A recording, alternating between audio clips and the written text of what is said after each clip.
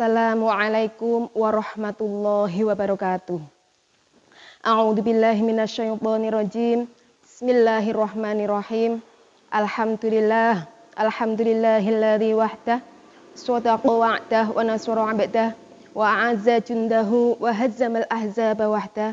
Wassalatu wassalamu ala sayyidina Muhammadin la nabiyya ba'dah wa ala alihi wa ashabihi wa man tabi'ahu ila yaumil qiyamah, amma ba'du. Puji syukur senantiasa kita panjatkan kepada Ilahi Robbi bi kalimati tahmid alhamdulillahi rabbil alamin. Salawat salam senantiasa kita sanjungkan kepada junjungan kita Nabiyana wa nabiyakum habibana wa habibakum Nabi Agung Muhammad sallallahu alaihi wasallam. Kaum muslimin wal muslimat rahimakumullah. Alhamdulillah, di tengah pandemi yang berkepanjangan, kita masih diberi nikmat sehat sehingga kita masih dapat menjalankan ibadah di bulan Ramadan yang penuh berkah ini. Pada bulan Ramadan ada perkara-perkara yang harus kita hindari, tidak boleh kita laksanakan. Baik itu perkara-perkara yang dapat membatalkan puasa maupun perkara-perkara yang tidak sampai membatalkan puasa namun dapat menghapus pahala puasa kita. Ghibah adalah salah satu di antaranya. Sebagaimana hadis Nabi yang berbunyi, khamsatu asya'a tuhbitus shaum. Al-kadhibu wal ghibatu wan namimatu wal yaminul ghamus wa nadharu bisyahwat. Hal ini pernah disampaikan oleh teman kita penyuluh yang lain pada video sebelumnya. Pada kesempatan kali ini kita akan membahas khusus tentang masalah ghibah. Kaum muslimin wal muslimat rahimakumullah. Ghibah atau orang sering menyebutnya dengan istilah keren ngerumpi, atau ada juga yang menyebutnya dengan istilah gosip, di mana ketika digosok akan semakin semakin sakit orang yang kita bicarakan merasa semakin sakit hati, maka akan terasa semakin nikmat pula ghibah itu di mulut kita. Larangan ghibah untuk kaum laki-laki atau kaum Adam mungkin tidaklah begitu sulit, namun berbeda dengan kaum perempuan. Untuk perempuan butuh perjuangan yang sangat keras. Kenapa demikian? Karena kaum lelaki identik dengan lebih banyak diam, sedangkan perempuan lebih banyak bicara. Pada sebuah neuroscience saya pernah membaca dikatakan bahwa otak bicara laki-laki itu hanya ada pada otak kiri. Namun untuk otak bicara perempuan ada pada otak kiri dan otak kanan bagian depan. Dapat dibayangkan? Para ilmuwan pernah menghitung dalam sebuah penelitian bahwa seorang laki-laki dalam satu hari mampu berkomunikasi sebanyak 7.000 kata. Sedangkan perempuan karena tadi otak bicaranya ada pada otak kiri dan otak kanan bagian depan, perempuan dalam sehari mampu berkomunikasi sebanyak 20.000 kata. Wow, amazing, sungguh luar biasa. Perbedaan ini kalau kita tidak mengetahuinya sering menjadikan salah paham antara kaum laki dan kaum perempuan, khususnya terutama antara suami dan istri. Sebagai contoh misalnya, contoh real, ketika saya mengirimkan sebuah pesan WA kepada suami saya contohkan, "Abah, kapan pulang? Nanti kalau pulang mau dimasakin apa? Hati-hati ya, Bah, kalau pulang jangan mengebut ketika naik kendaraan." Rangkaian demi kata saya sampaikan dalam bentuk pesan WA dan saya tujukan pada suami saya. Dan ketika beliau baca, kemudian saya mendapatkan satu pesan WA dan itu pun hanya ada berisi satu kata, yaitu apa? Berupa kata ya. Itu saja.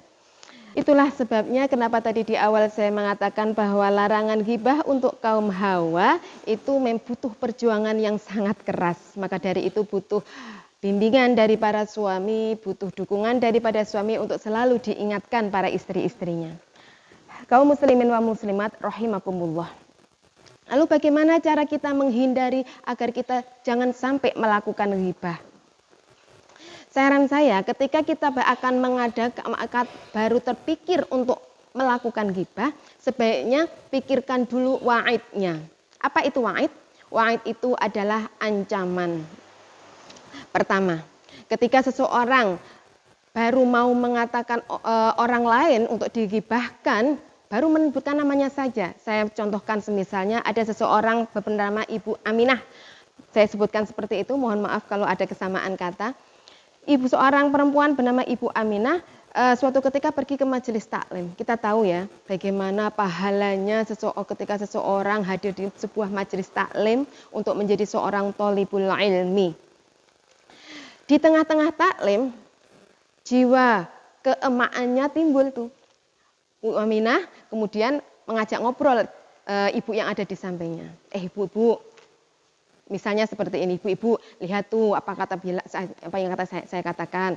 Tuh, Bu Siti, stop, baru sampai di sini.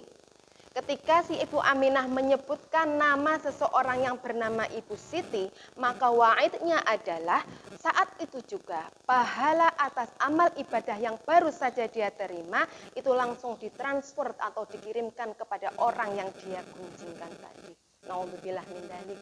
Maka dari itu, ibu-ibu, bapak-bapak yang sempat merasa terdolimi, sudah pernah merasa dihibahkan oleh orang, harusnya berterima kasih, bersyukur, karena pada saat itu kita ternyata telah mendapatkan transferan pahala dari saudara kita. Itu yang pertama. Kemudian yang kedua, setelah mengucap Ibu Aminah tadi menyebutkan namanya, langsung dilanjutkan dengan kalimat-kalimat yang berisi kejelekan Bu Siti, atau mungkin sifat-sifat kekurangannya Bu Siti. Saya lanjutkan kalimatnya Bu Aminah. Ibu-ibu, lihat itu apa yang saya bilang. Bu Siti, dia kan istri ustadz, tapi dia tidak pernah berangkat ke majelis taklim, bla bla bla bla bla bla bla. Kata demi kata dia ucapkan. Dalam surat Al-Quran surat Al-Hujurat ayat 12, Allah berfirman, A'udzubillahi minasyaitonirrajim, Bismillahirrahmanirrahim. Ya ayyuhalladzina amanu, istanibu katsiran minadh-dhon. Inna ba'dadh-dhon itsmun. Wala tajassasu wala yaghtab ba'dukum ba'dhan. Ayuhibbu ahadukum ayyakula lahma akhihi maitan fakarihtumuhu. Wattaqullah innallaha tawwabur rahim. Di situ ada lafal ayuhibbu ahadukum, ayuhibbu ana ta demen sapa ahadukum salah siji ira kabeh. Ayakula ing yen to mangan sapa ahad lahma akhihi ing daging sedulure ira kabeh. Maitan hale rupa batang to mayit fakarih tumuhu. Kita sering mendengarkan bahwa seseorang yang bergosip atau bergibah niku itu adalah ibarat makan bangkai saudaranya sendiri. Kemudian ada yang bertanya, lalu dalam hal ini apakah ketika si Ibu Aminah tadi dalam contoh tadi menggibahkan Ibu Siti, kemudian nanti di akhirat bangkainya atau mayatnya Bu Siti kemudian menjadi bahan makanannya Bu Aminah? Kasihan dong Bu Aminah ketika di dunia dia sudah digibahkan, kemudian di akhirat bangkainya dimakan pula. Mungkin ketika ada pertanyaan seperti itu, tidak begitu hadirin semua.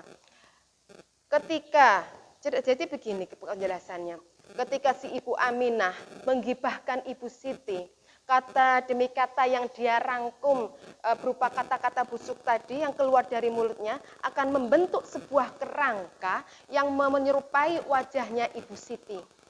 Dan itu ketika di akhirat, itu ketika kalau Bu Aminah tidak bertobat, maka kelak dia akan dipaksa untuk memakan bangkai yang berwujud Ibu Siti tadi, yang berasal dari kata-kata kotor yang pernah dia ucapkan ketika semasa hidupnya di dunia dahulu.